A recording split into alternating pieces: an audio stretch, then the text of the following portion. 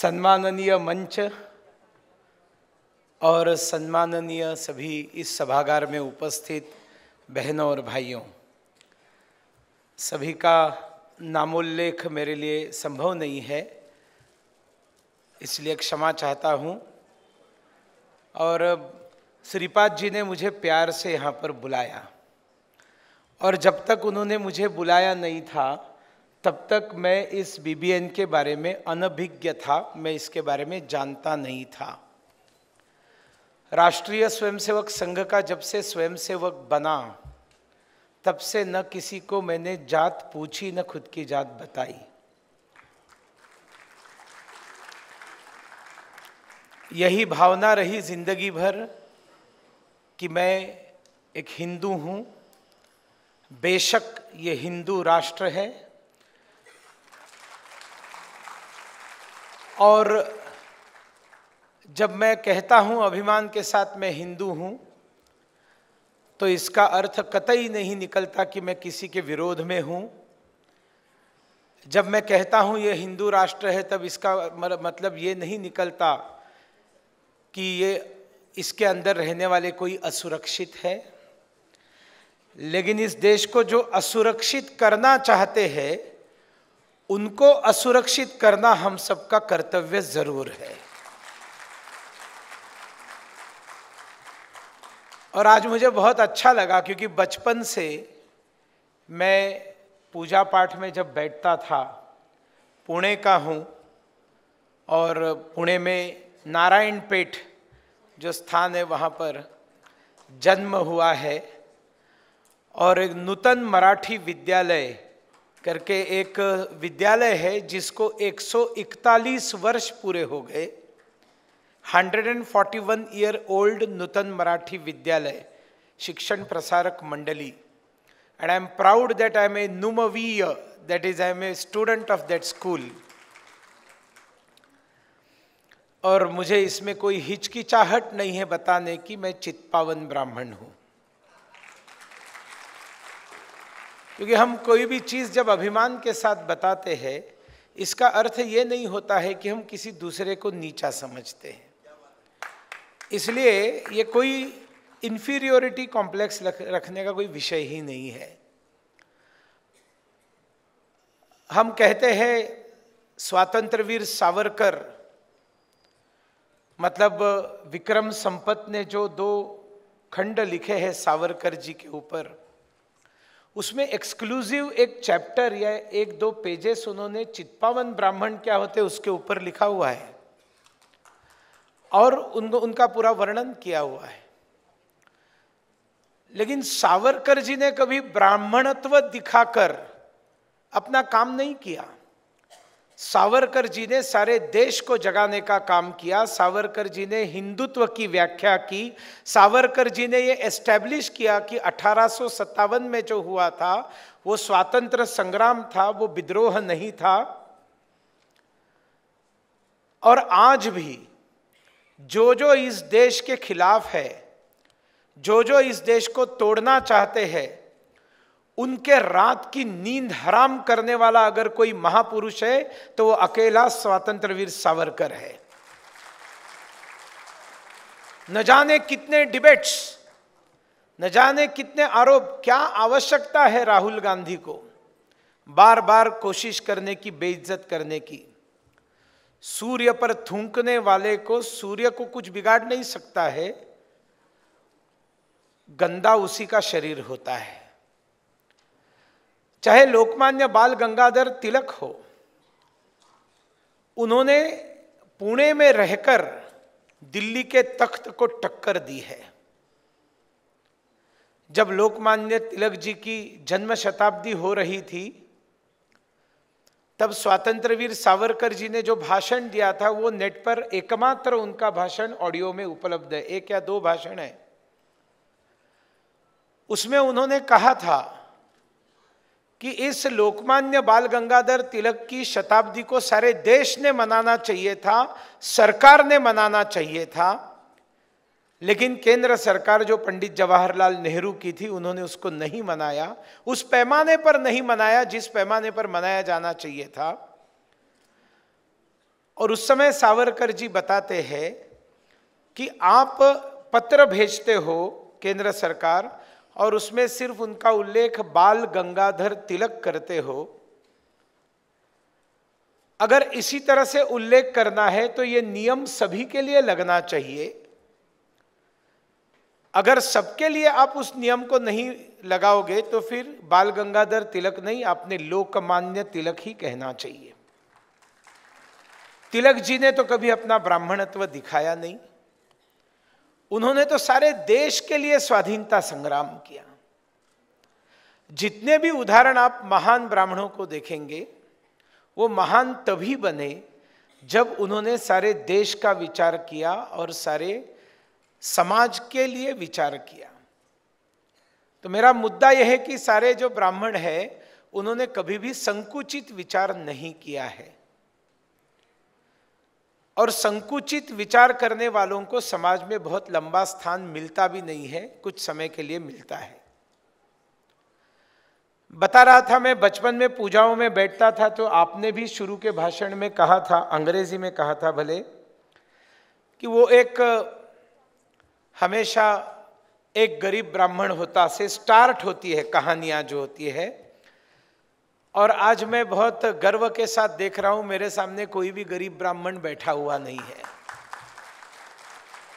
आज का जो ब्राह्मण है वो भारत को विश्व गुरु बनाने के लिए कटिबद्ध है, प्रतिबद्ध है, संकल्पबद्ध है और प्रयत्नरत है, कार्यशील है और फ्रंट में जाकर ये काम कर रहा है, लीड करके ये काम कर रहा है।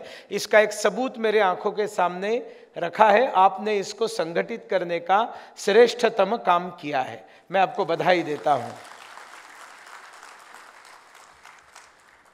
और वैसे भी जाति व्यवस्था का कोई अस्तित्व ही नहीं था। भगवान कृष्ण ने जो वर्णन किया है वो वर्णन ये कर्म के अनुसार है। तो कर्म के अनुसार देखेंगे तो यहाँ बहुत सारे बिजनेसमैन अगर ब्राह्मण है तो वो वैश्य है, वो मेकिंग में अगर है तो वो शूद्र है, वो पढ़ाने लिखाने में है तो वो ब्राह्मण है। और हमारे प्रधानमंत्री जी के अंदर अलग अलग प्रकार के उनके कामों में सभी प्रकार के वर्णों का प्रकटीकरण होता हुआ हमको दिखाई देता है। तो कौन सा शंकराचार्य बेवकूफ है जो कहता है कि राम मंदिर में पूजा का मोदी जी को अधिकार नहीं है? और हम सब लोगों को गर्व होना चाहिए हमारे देश के प्रधानमंत्री पर, क्योंकि जिस प्रकार का व्यवसायों के लिए एक अत्यंत सुरक्षित माहौल उन्होंने इस देश के अंदर निर्माण किया, खोया हुआ आत्मविश्वास जो उन्होंने वापस दिलाया, भ्रष्टाचार से लबालब जो 10 साल का एक कलंकित सरकार का दौर इस देश ने देखा था, उसके पार्श्वभूमि में जब आप मोदी सरकार की तुलना करेंगे आपको ध्यान में आएगा कि एक बेहतरीन सरकार जिसमें भ्रष्टाचार का कोई लेना देना नहीं है, ऐसी सरकार हम 10 वर्षों से देख रहे हैं। जब भ्रष्टाचार कम होना, मैं नहीं कहता खत्म हो गया है, अलग अलग स्तरों पर काफी हद तक वो बाकी है, लेकिन प्रयत्न प्रारंभ हुए हैं और प्रयत्नों को बहुत अच्छा प्रतिसाद मिला है। और ये दिखाई देने लगा है कि टेक्नोलॉजी और ईमानदारी का उपयोग करके इस देश का भ्रष्टाचार कम होते होते एक दिन वो न्यूनतम स्तर तक पहुंच जाएगा, जब ये देश विकसित भारत बनेगा, ये देश विश्व गुरु बनेगा। और हम संघ में कहते हैं परम वैभवम नेतुमे तत्स्वराष्ट्रम, यह राष्ट्र परम वैभव तक जाकर पहुंचेगा। प्रधानमंत्री नरेंद्र मोदी जी ये साल में 2 बार नवरात्र रखते हैं, और 2 बार नवरात्रि में मतलब एक जो वर्ष प्रतिपदा से रामनवमी वाला है और एक जो घट स्थापना से दशहरा तक जो है वो, ये पूरे 9 दिन वो केवल गर्म पानी पीकर या नींबू पानी पीकर या फिर नारियल पानी पीकर रहते हैं।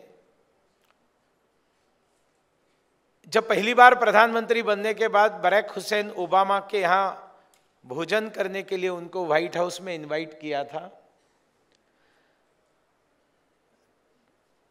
बहुत प्रकार के व्यंजन बना के रखे थे। दुनिया के सारे राष्ट्राध्यक्ष लालायित रहते थे कि कब मौका मिलेगा मुझे कि मैं भी जाकर व्हाइट हाउस में भोजन का आस्वाद लूंगा, प्रेस्टीज की जगह थी। मोदी जी पहुंचे और उन्होंने गर्म पानी मांगा। ओबामा साहब ने पूछा कि भाई साहब क्या हो गया, इतना सारा खाना बनाया हुआ है। उन्होंने कहा मेरा दुर्गा मैया का व्रत है। उन्होंने पूछा होगा शायद व्हाट इज दुर्गा मैया, kindly ask your translator, she will explain what is Durga मैया का व्रत। और गर्म पानी पीते बैठे। अब जब मेहमान खाना नहीं खा रहा है, मेहमान जब सिर्फ पानी पी रहा है, तो यजमान क्या खाक खाएगा? वो भी बैठे हाथ में गर्म पानी का गिलास लेकर, घंटा डेढ़ घंटा बातें चलती रही। और आज तक सारे प्रधानमंत्री दूसरे राष्ट्राध्यक्षों को ताजमहल की प्रतिकृति पकड़वा देते थे हाथ में। मोदी जी ने बराक हुसैन ओबामा के हाथ में भगवत गीता दे दी और वहां से चलते बने।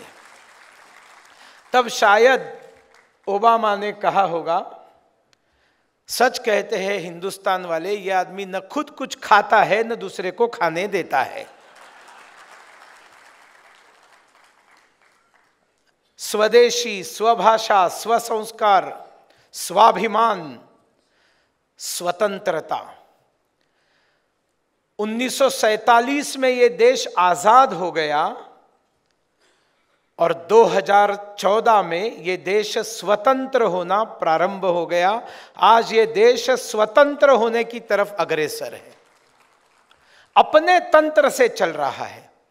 अब इस देश को ब्राउन इंग्लिशमैन नहीं चलाता है। अब इस देश को एक विशुद्ध भारतीय विचार, विशुद्ध भारतीय संस्कार और संस्कृति से निकला हुआ एक संस्कारित व्यक्ति चलाता है, जिसको कोई हिचकिचाहट नहीं है कि वो जाता है तो सब जगह मंदिरों के दर्शन लेता है। भगवा वस्त्र पहनकर, नदी में डुबकी लगाकर, पूजा करते हुए, अपना फोटो रिलीज करते हुए उनको कोई शर्म का बोध नहीं होता, उनको गर्व का बोध होता है। इससे पहले सारे प्रधानमंत्री डरते थे लोग क्या कहेंगे। मोदी जी ने खुलकर भारतीयत्व और हिंदुत्व दुनिया के सामने रखा है। 22 जनवरी को रामलला 495 वर्ष बाद, 495 years ago, he was insulted, he was thrown out of his own house. क्यों बाबर ने तोड़ा? मस्जिद बनाने के लिए नहीं, वो बाजू में भी मस्जिद बना सकता था। उसको आपको दिखाना था कि ये आपका भगवान है, ये भगवान भी आपकी रक्षा नहीं कर सकेगा। अब हमारा भगवान आपका भगवान बनेगा, अब आप हमारे जूती से हो, अब हमारी सल्तनत चलेगी, हमारी हुकूमत चलेगी। आपको अपमानित करने के लिए उन्होंने राम मंदिर तोड़ा था। उसके बाद में, sir time is over, thank you very much. ये हम लोगों के लिए प्रेम पत्र होता है ना। राजनीति में यूजुअली कोई माइक छोड़ता नहीं है। आपने पकड़वाने की गलती तो की है, तो गलती थोड़ी सी तो भुगतनी पड़ेगी। 5 मिनट और चलेगा ना?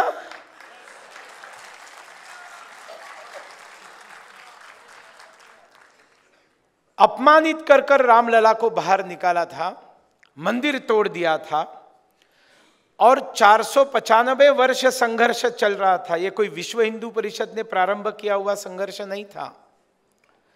और हमने वादा किया था कि रामलला हम आएंगे, मंदिर वही बनाएंगे। तो लोग पूछते थे वहां क्यों, थोड़ा बाजू में बना लीजिए ना।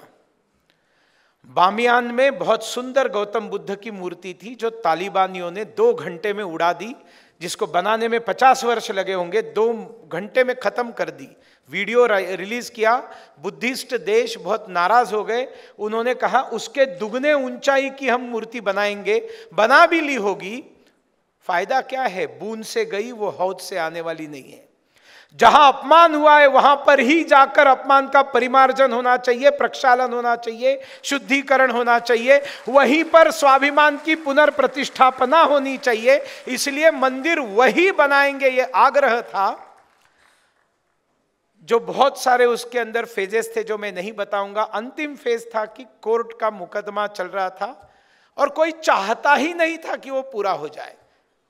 Let us keep the problem lingering, क्यों उसका फैसला क्यों आना है। 2019 के चुनाव से पहले तो कपिल सिब्बल ने हलफनामा देकर बताया कि आप फैसला मत दे दो, अगर आप फैसला दे दोगे तो मोदी चुनाव जीत जाएगा। और सुप्रीम कोर्ट ने माना, फैसला नहीं दिया, मोदी को कोई फर्क नहीं पड़ा। 2019 में 303 से आ गए। अब मोदी जी ने कहा चलो जल्दी से जल्दी इसका फैसला दे दो, दिन रात चलाओ, हमें फैसला चाहिए, जो देना है वो दीजिए। फैसला सिर्फ एक बात का होना था कि वहां पहले मंदिर था या नहीं था, वहां राम का जन्म हुआ था या नहीं हुआ था। इसका फैसला दुनिया की कोई कोर्ट नहीं दे सकती, वो हिंदू समाज का फैसला है, उसमें दूसरा कोई दखलंदाजी नहीं कर सकता था। वेदर मंदिर existed earlier was the decision to be given or the justice to be given by court। और वो मलबे में से जो मीर बाकी ने तोड़ा था, मलबा बनाकर नीचे दबा दिया था, वो सबूत उत्खनन में बाहर निकले, बोलने लगे, उसमें से कमल निकला, उसमें से घंटाएं निकली, उसमें से गणपति बापा निकले, उसमें से विष्णु की मूर्तियां निकली, उसमें से शिवलिंग निकले, यक्ष निकले, किन्नर निकले, सब कुछ निकलकर, गरुड़ निकलकर बाहर आ गया। सुप्रीम कोर्ट ने बताया वो मंदिर था, वहां पर मंदिर होना चाहिए, और भव्य मंदिर बन गया। 495 वर्ष बाद रामलला अपने खुद के घर में सम्मान के साथ चले गए और सारी दुनिया ने दिवाली मनाई, सारी दुनिया ने, भारत के हर चप्पे ने दिवाली मनाई। राम मंदिर तो हो गया, अब राम राज्य की ओर जाना है। राम राज्य की तरफ जाने के लिए जो गए 10 साल से मोदी जी काम कर रहे हैं, उनका हर निर्णय इस देश में राम राज्य लाने की दृष्टि से ही तो आगे बढ़ रहे हैं ना। ये सारी बिजनेस कम्युनिटी जानती है, और मैं अभी B2B के उद्घाटन में गया था, हर व्यक्ति को मैं पूछ रहा था, सब ने बताया कि मोदी जी के कारण हमारे बिजनेस में बहुत बड़ी उन्नति हुई है, बढ़ोतरी हुई है, माहौल बना है, हमारी आर्थिक स्थिति सुधर रही है, कुछ समस्याएं हैं, वो समस्याएं भी दूर हो जाएगी। इसलिए यहां पर बैठे हुए सारे ब्राह्मण समाज से मेरा निवेदन है, छोटी छोटी चीजों में ना उलझे। लोकसभा चुनाव के समय आसमान की दृष्टि से, एक खग की दृष्टि से, एक विहंग की दृष्टि से, एक पंछी की नजर से, गरुड़ की नजर से भारत को देखिए, चिड़िया की नजर से मत देखिए। ये कौन है, ये क्या है, इसने ऐसा किया था, वो ऐसा कर रहा है, वो ऐसा बोल रहा है, सब छोड़िए। हमारे देश को विश्वगुरु बनाना है तो सबसे पहली फोर्स नरेंद्र मोदी जी के पीछे ब्राह्मणों की खड़ी रहनी चाहिए, और ये फोर्स आप सब लोग खड़ी करेंगे। ये आप मुझे वादा करते हैं, ये वादा आप करते हैं, ये वादा आप अगर करना चाहते हैं तो दोनों हाथों को ऊपर उठाकर मुझे बताइए, ये वादा आप करते हैं। देखिए 100% ब्राह्मणों का सपोर्ट नरेंद्र मोदी जी के साथ है। बोलिए भारत माता की। अरे कुछ लोग हाथ ऊपर उठाने में कष्ट का एहसास कर रहे हैं, बोल नहीं रहे। मैं आपको मातृभूमि की जय जयकार बता रहा हूं, कीजिए सब लोग हाथ ऊपर करे, सगे वर करा हाथ अपने, बोला भारत माता की जय श्री राम, जय श्री राम।